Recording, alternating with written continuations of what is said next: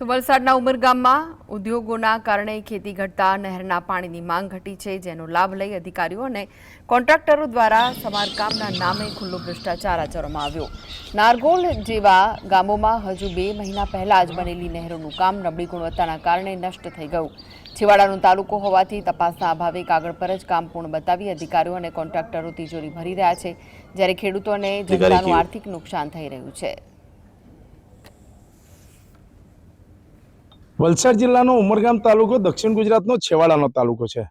જો કોઈએ ભ્રષ્ટાચાર આચરવો હોય તો એને ઉમરગામમાં આવીને ખુલ્લેઆમ ભ્રષ્ટાચાર કરી શકે, કારણ કે અહીં કોઈ દિવસ તપાસ આવતી નથી। પહેલા ઉમરગામ તાલુકાની અંદર જે હતું એ ખેતીને એક મહત્વ હતું, પરંતુ ઉદ્યોગો આવ્યા બાદ જે છે ખેતી નષ્ટ થઈ ગઈ। હવે માત્ર 5 કે 10% ખેતી બચી છે। નહેર વિભાગ જે છે, સિંચાઈ વિભાગ દ્વારા જે છે તે નહેરો રિપેર કરવા માટે લાખો કરોડોનો ખર્ચો કરવામાં આવે છે, પરંતુ જે છે તે કોઈ પણ જાતની એમાં તકેદારી રાખવામાં આવતી નથી।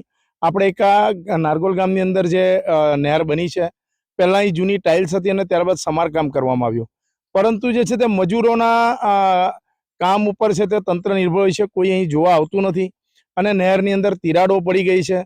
પાણી તો આવતું નથી, પરંતુ જે નહેરની કામગીરી છે એની ગુણવત્તા જળવાઈ નથી। ત્યારે હવે સરકારે પણ વિચાર કરવો જોઈએ। આમ પણ ખેડૂતો પરેશાન થઈ રહ્યા છે, આંદોલનો કરી રહ્યા છે, પરંતુ જે નહેરની કામગીરી છે એની સામે સવાલો ઉઠી રહ્યા છે।